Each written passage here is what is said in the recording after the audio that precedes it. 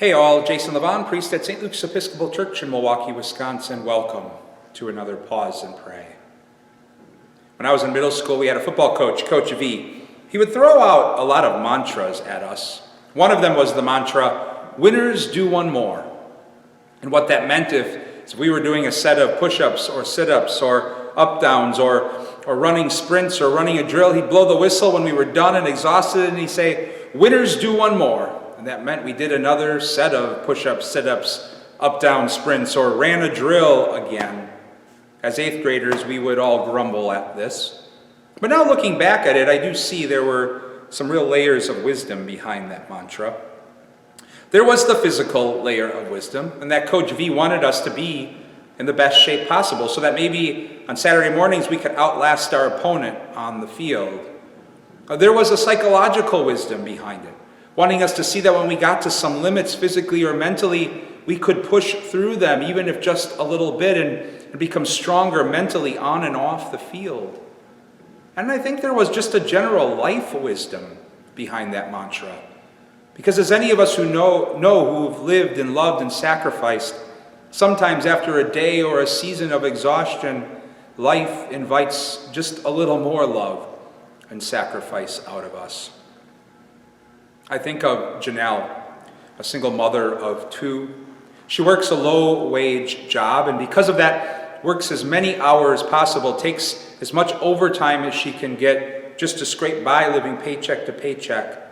And then when she comes home after work, exhausted, she finds more love to give. Putting food on the table, making sure homework is done, kids are bathed and put in the bed for another day of the same.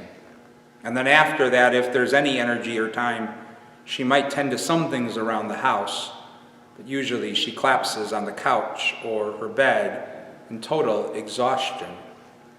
Now, it pains me that for so many of us, our stories are like Janelle's, where there's just so many practical demands on our lives, given the kind of world and culture in which we live, that prevent us from any meaningful rest and refreshment and self-care. That's vital and important, and we all need to do a better job encouraging ourselves and one another and supporting each other, collectively and personally in that effort. But it's not to take away from the holiness of Janelle's love, both at work and after, finding more to give in such practical ways. At the end of chapter 6 of Mark's Gospel, there's the story told of the feeding of the thousands with a few loaves of bread and a few fish.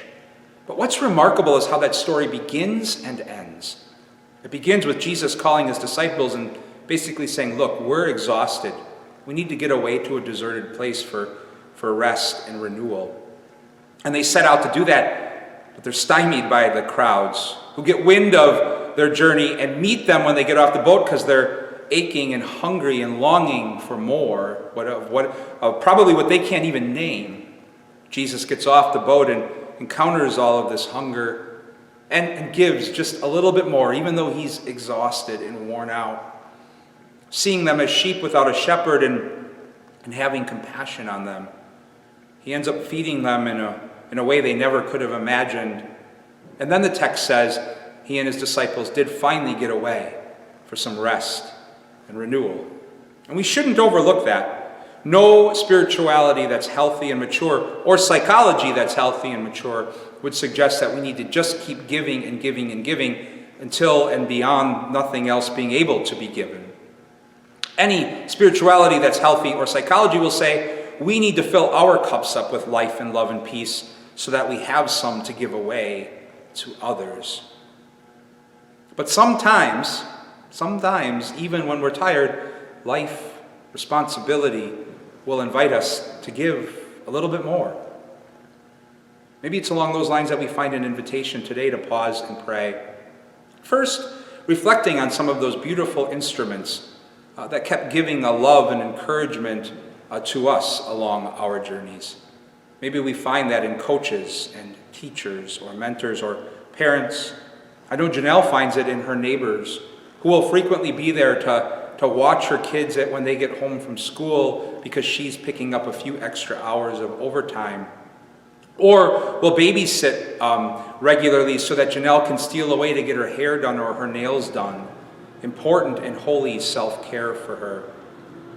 And maybe as we reflect and well up with some gratitude for so many instruments who kept giving more and more love and encouragement to us, we might find ourselves wanting to respond more and more to some invitations we might be encountering in our own corners of God's vineyard to give more love and life and energy and compassion to.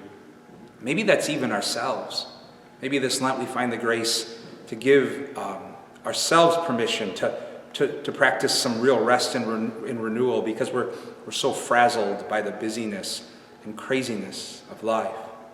But in the end, we find ourselves in all of that wonderful work, that gift from God, being drawn to this beautiful divine feast of love that just keeps giving more and more and more to anyone who hungers.